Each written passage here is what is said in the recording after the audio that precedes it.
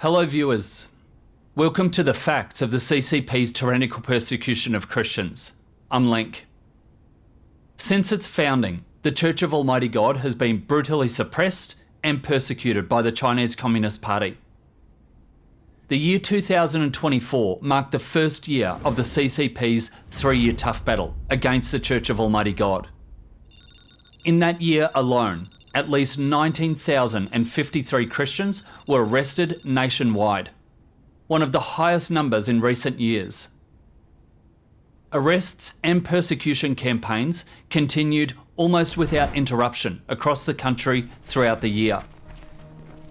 Jilin was one of the provinces where the persecution of Christians was particularly severe, with at least 829 Christians arrested in 2024.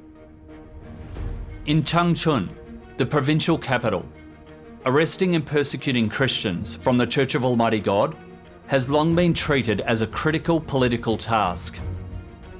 Local police plotted meticulously for months, expending vast manpower and resources to secretly monitor and track Christians. Using unscrupulous means, they collected the personal information of hundreds of Christians, mobilised over 600 police officers, and on October 11th launched a massive coordinated arrest operation. In a single day, at least 210 Christians were tragically arrested. Among them, 2 church supervisors, Chong Su Yu and Cheng Sijaođuen, were tortured to death by the police, just days after their arrest. At least 16 other Christians were subjected to inhuman torture, leaving them physically and mentally devastated. Today, we've interviewed several Christians who were arrested at that time, as well as others with knowledge of the events. Through their accounts, we'll uncover the bloody truth of that time. Chong Su Yu, born in 1963, was a resident of Changchun City, Jilin Province, and was one of the supervisors of the Church of Almighty God in Changchun. On October 10th, Chong Su Yu and her co-worker, Zhang Ling, were at the home of a church leader, Liu Hui, to discuss church work. They stayed at Liu Hui's home that night, unaware that the police had been secretly tracking Liu Hui for a long time. At around 6 the next morning, police suddenly burst into Liu Hui's home and arrested all 3 of them. Zhang Ling recounts what happened during her arrest. 当时是2024年10月11号。 It was a little after 5 a.m. on October 11th, 2024. We had just gotten up, and Sister Liu Hui was making breakfast. Later, 4 police officers suddenly burst in. When they came in, they saw me and Chang Siyu. They demanded to see our IDs, asked for our home addresses, and wouldn't let us leave. The police said they had been monitoring Liu Hui for a long time, knew she was a believer in Almighty God, and had come specifically to arrest her that day. Then the police ransacked the house like bandits. They confiscated Liu Hui's 2 computers, along with our 3 cell phones and 3 memory cards. After finding faith-related materials on both my phone and Chang Siyu's, they immediately confirmed that we were also believers in Almighty God. They then took all of us to a hotel for separate interrogations. During the interrogation, the police repeatedly grilled me on who the church supervisors were. They handcuffed me behind my back and forced me to hold a squatting position. Sometimes, when I couldn't hold it any longer, I would collapse, but would have to struggle back up bit by bit and continue squatting. They forced me to squat for 2 full days and 1 night without any rest. My legs became swollen, and I lost all feeling in my feet. When my legs were so swollen, I absolutely couldn't squat any longer. They made me sit in a large iron chair. They cuffed my hands to the upper part of the chair and shackled my legs to the lower part, leaving me completely immobilized. 等我要去上厕所的时候， When I needed to use the restroom, they would unlock the leg irons, but I was no longer able to walk. I had to rest for a long time before I could shuffle along, bit by bit, leaning on the wall for support. On the afternoon of the fourth day at the hotel, I heard the sound of interrogation and beatings coming from the next room. I heard someone being thrown against the door and tables and chairs toppling over, and agonized screams. I was terrified. According to an insider from the Public Security Bureau, he saw a police officer take a bag of needles into a room where a Christian was being interrogated. Afterward, he heard sounds of someone being thrown against the door and furniture, and someone collapsing. He also heard someone inside scream, "You're so cruel," using this kind of torture on me. This was screamed 7 or 8 times. The interrogation lasted the entire night. Liu Hui, who was being detained, interrogated and tortured at the hotel, also heard the same sounds. Every night, I could hear the sound of interrogation and beatings coming from the rooms near to mine, along with the agonized screams of my brothers and sisters. It was horrifying. I prayed to God. God, I have fallen into Satan's hands. No matter how Satan treats me, I am willing to submit.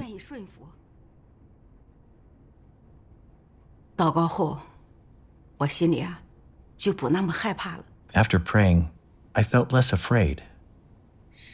On the afternoon of October 14th, the police began to question me, asking, "How long have you believed in God? Who preached the gospel to you? Who is your supervisor? When did Chang Siju go to your home? What was she doing there?" I refused to answer. So the interrogating officers forbade me from eating and wouldn't let me sleep at night.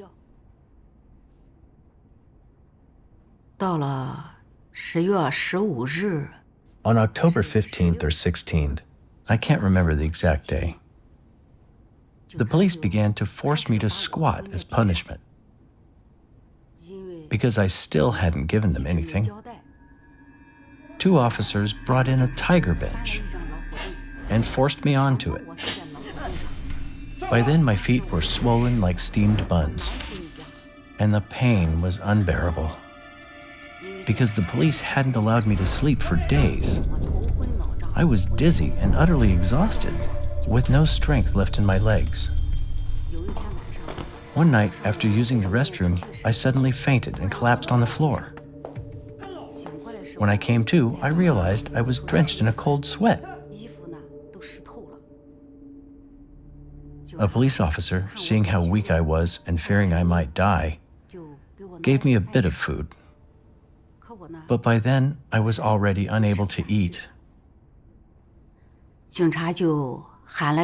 They called a doctor, who after a brief examination said, "You can't keep torturing an old woman like this. She's already so old. Take her to the hospital for a checkup tomorrow." The doctor then gave me some emergency heart medicine and blood pressure pills. I told him my head still felt very fuzzy, and fearing that something might happen, the police finally allowed me to sleep.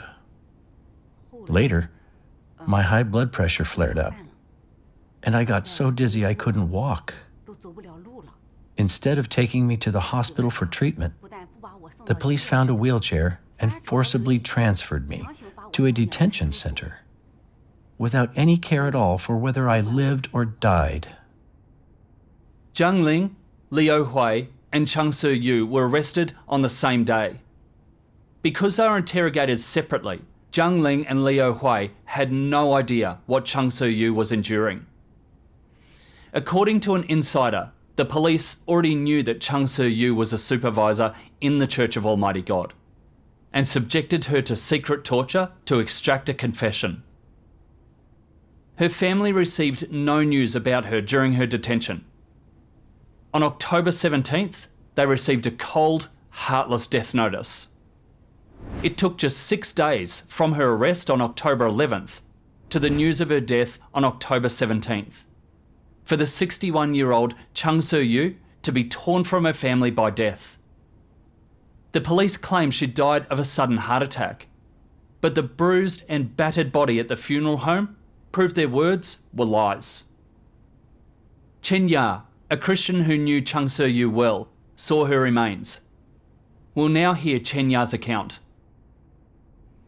我们听到长思雨死讯的时候， We were all shocked when we heard the news of her death. We couldn't believe it. Just a few days earlier, she was a living, breathing person. We had been in a gathering together, talking and laughing. How could she just suddenly be dead? When her older sister heard the news, she was completely stunned and couldn't accept it. Her younger sister fainted on the spot. When we arrived at the funeral home, we saw that the police had already applied makeup to the body. But we could still see that her face was swollen and bruised. She had a black eye, and her neck was twisted to one side as if it were broken. While the police weren't looking, her older sister touched her legs. One of them dangled loosely. It had clearly been broken.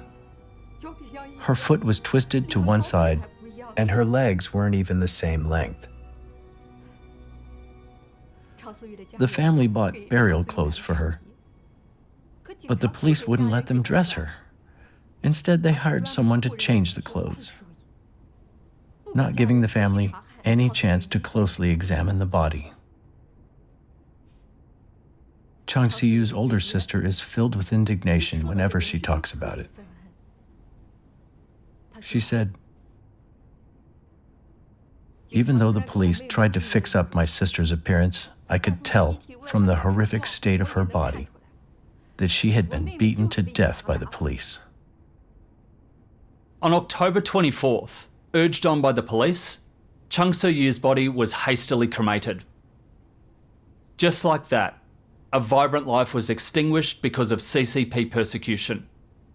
Just 3 days after Chong Su Yu's passing, another church supervisor, 49-year-old Cheng Sijaođuen, also died under mysterious circumstances. Cheng Sijaođuen was born in 1975 in Changshan City, Jilin province. On October 11th, 2024, she was arrested by the CCP police for her faith. 9 days after her arrest, the police claimed she died of a sudden heart attack. According to an eyewitness, Cheng Sijaođuen's whole body was convulsing and she was foaming at the mouth before she died. But the police refused to provide medical treatment, causing her death. To go from being healthy to suddenly dying while foaming at the mouth? What exactly did Cheng Sijaođuen experience in the last 9 days of her life? Let's hear the account of a Christian named Li Yangyan. 听程小娟的家人说， According to Cheng Sijaođuen's family, at just past 6 a.m. on October 11th, 5 plainclothes police officers, 4 men and 1 woman, burst into her home. As soon as they entered, they handcuffed Cheng Sijaođuen and then started ransacking her home like bandits. Despite finding no faith-related items or materials, they took her away. At the time, Cheng Sijaođuen's 78-year-old mother-in-law was also at home and was terrified. Trembling, she asked the police, what law did she break? An officer replied, believing in God. After Cheng Sijaođuen was arrested, her husband was extremely anxious. When he later learned that his wife had been held in a local detention centre, he rushed to raise money to bail her out. However, the Changshan police told him, there's no need to spend any money. She'll be released in a couple of days. Hearing this, the family took their word for it, believing that since Cheng Sijaođuen just believed in God and hadn't broken any laws, the situation couldn't be that serious. But in reality, Cheng Sijaođuen was subjected to inhuman torture in the detention centre, which left her dead within just a few days. Li Jing, a Christian who was held in the same detention centre, witnessed how Cheng Sijaođuen died. It was through her account that we found out some of the facts. 那是2024年10月20日。 It was October 20th, 2024. Around 8 or 9 in the morning, Cheng Sijaođuen was brought into my cell at the detention center. As soon as she came in, she asked for water. She looked extremely thirsty. Her face was pale and she looked terribly haggard. She struggled to walk. She was only wearing an outer jacket on her upper body, which wasn't buttoned properly. And I could see she had no underwear on beneath it. She was very weak. I don't know how the police had tortured her to leave her in such a state. About 20 minutes later, she collapsed on the floor and started convulsing.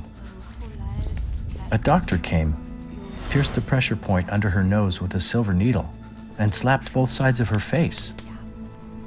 But there was no response for over 10 minutes. The doctor then claimed she was faking it and left without providing any other treatment. After another 20 minutes or so, Cheng Sijaođuen began to foam at the mouth. Her eyes were wide open, and she was completely still. I was terrified and screamed for help, but no one responded. When the police finally arrived at the cell and saw her condition, they went over and checked her nose to see if she was breathing. One of them said, "It's over, it's over. She's not breathing." And with that, they carried her away. 程小娟从倒地到被警察拉走。 Less than an hour had passed from the moment she collapsed to when she was taken away. I was so scared I just squatted in the corner, trembling uncontrollably. After Cheng Sijaođuen was carried away, it was as if nothing had happened in the detention center.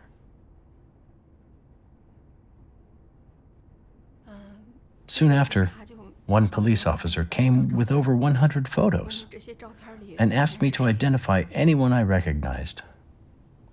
I saw Cheng Sijaođuen's picture and realized that the police had been gathering information on us for a long time. After Cheng Sijaođuen died, the police notified her family, claiming she had died of a sudden heart attack and that resuscitation efforts had failed. They showed her husband a cell phone video, saying they had tried to save her. In the video, her husband saw his wife being carried away by several people, but there was no footage of the police taking her to the hospital for emergency treatment. He was utterly heartbroken, and he didn't believe the cause of death provided by the police at all. He demanded to see the body, but the police refused. 程小娟的丈夫觉得妻子死。 Cheng Sijaođuen's husband felt that his wife had died under suspicious circumstances. He refused to have her body cremated and wanted to file a lawsuit against the police. Her body remained at the funeral home, with her husband bearing the storage costs.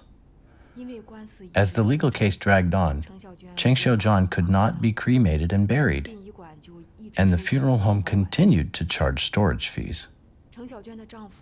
Her husband couldn't afford the mounting costs and knew he couldn't win a lawsuit against the police. With no other option, he had to settle out of court.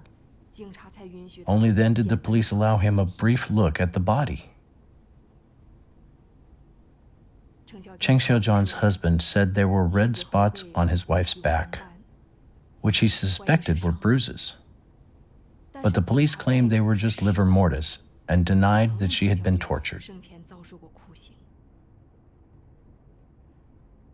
With nowhere to seek justice, her husband was forced to accept a small amount of compensation from the police, and the matter was considered closed. He didn't dare to tell his own mother about his wife's death, fearing she wouldn't be able to bear it. 12月16日左右， Around December 16th, 小娟的婆婆 Cheng Siaojuan's mother-in-law learned the truth. Whenever she thinks of Cheng Siaojuan, she weeps in sorrow. 说 She said Xiaojuan died a wrongful death. I will never forget her. 程小娟的丈夫为了减轻对妻子的思念， To ease his grief, Cheng Siaojuan's husband had to move away with his mother, fearing that the familiar environment would bring back painful memories. What is even more heartbreaking is that Cheng Xiaojuan's own mother still doesn't know about her daughter's death.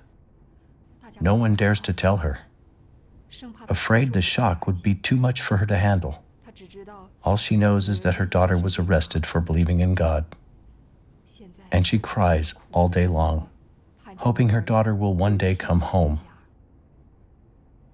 Chang Sijaođuen was arrested simply for believing in God, without having broken any laws. The police had solemnly promised her family she would be released in a couple of days. Yet in the blink of an eye, she was dead from a sudden heart attack. What terrible truth were the CCP police trying to hide with their lies?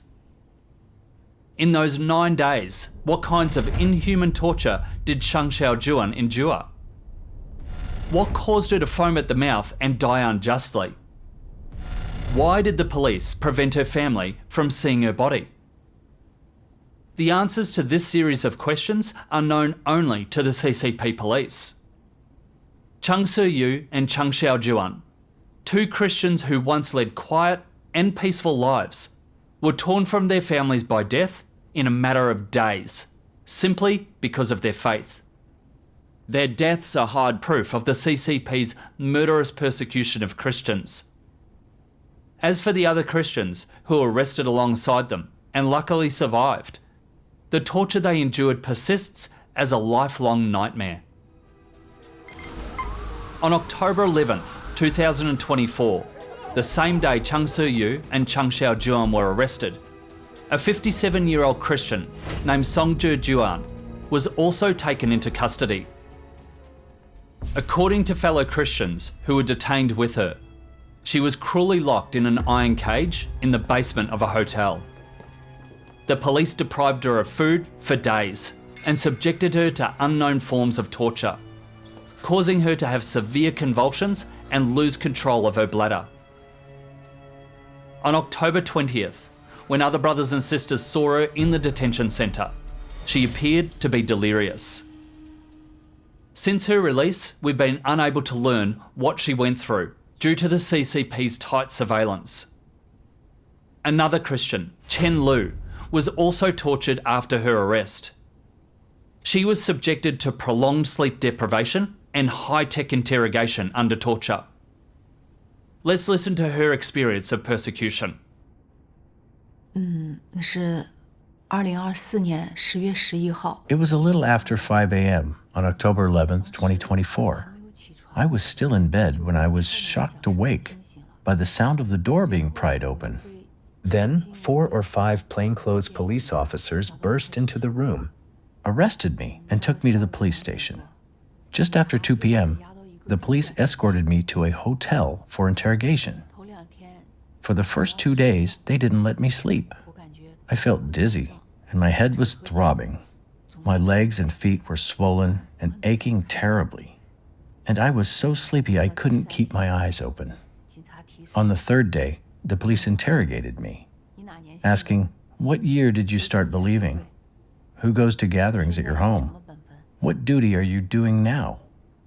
A tall police officer also threatened me, saying, "I hear both of your daughters are university students, and the older one is in graduate school. If you keep believing in God, we won't let your daughters continue their studies. 即使毕业 Even if they graduate, 找到工作， they'll never find a job." On the afternoon of the 5th day, the police began forcing me to squat.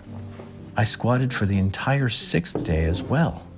That evening, they made me hold the horse stance for about 3 hours. 有3个小时， Just after 10 p.m., I really couldn't bear it anymore and prayed fervently to God, asking him to protect me from turning Judas.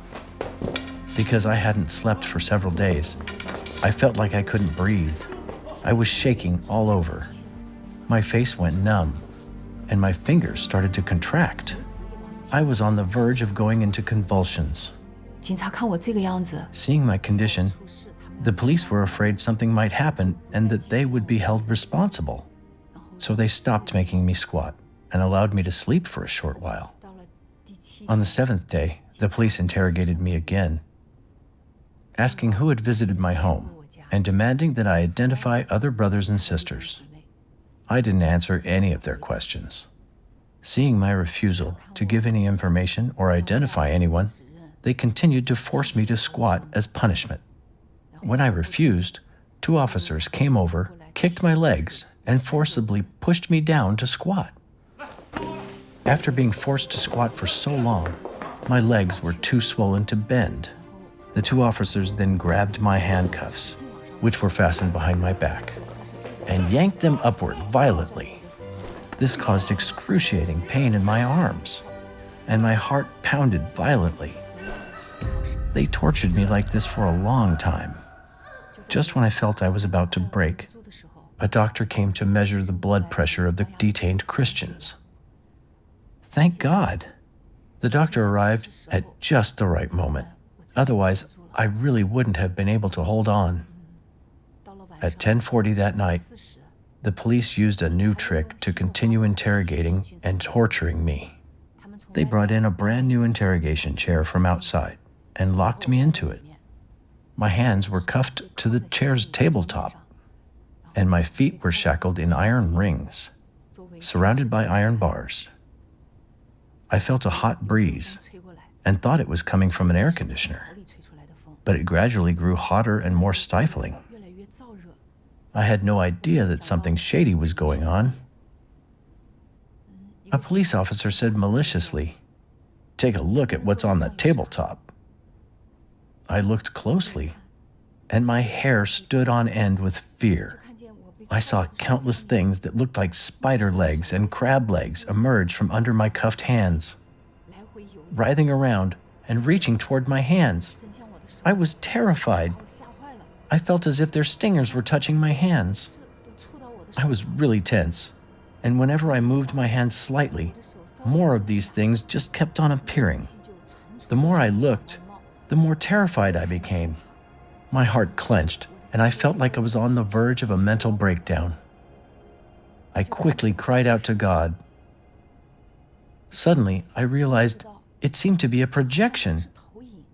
How could this possibly kill me? It was then that I understood this interrogation chair had a projection function. Those terrifying things were images created by the Great Red Dragon, the CCP, using high-tech projection technology. They use this method to inflict mental torture on Christians and force them to confess. It is utterly wicked. The CCP will stop at nothing to persecute believers in Almighty God. Having seen through Satan's scheme, I prayed to God to give me strength, and my heart became less fearful. About 2 hours later, the images disappeared. In total, the police tortured me for 9 days. They deprived me of sleep for several days, causing me to have hallucinations a few times in the middle of the night. But no matter how they tortured and interrogated me, I never sold out my brothers and sisters, nor did I sign the 3 statements. On the 10th day, seeing they couldn't get anything out of me, the police finally transferred me to a detention center. To interrogate an ordinary Christian, the CCP police even used high-tech projection technology. They truly spare no effort and stop at nothing. Almost all of the 210 Christians arrested in this operation were subjected to varying degrees of abuse. Most were deprived of food and sleep for days. One was forced to sit on a tiger bench for 8 days and 9 nights, causing her blood pressure to spike, requiring emergency medical treatment. One was brutally sexually abused by the police, who smeared his genitals with pepper spray and mustard, One Christian minor was anally assaulted with a gun barrel. And a Christian in his 60s had his personal savings of 200,000 RMB seized by the police after his arrest. The CCP spares no one who believes in Almighty God, subjecting them to arbitrary abuse and slaughter. The lives of Chong Su Yu and Cheng Sijaođuen are forever frozen in that bloody October. For the survivors, physical wounds may heal, but the psychological scars are hard to erase. From the CCP's inhuman abuse, torture and slaughter of Christians, we can see that the CCP is an evil demon that has come down to earth to harm humanity, and that China under its rule is nothing less than a demon's prison. That's all for today's program. Thank you for watching. Stay tuned to the New Age, and stay tuned to the facts of the CCP's tyrannical persecution of Christians. See you next time.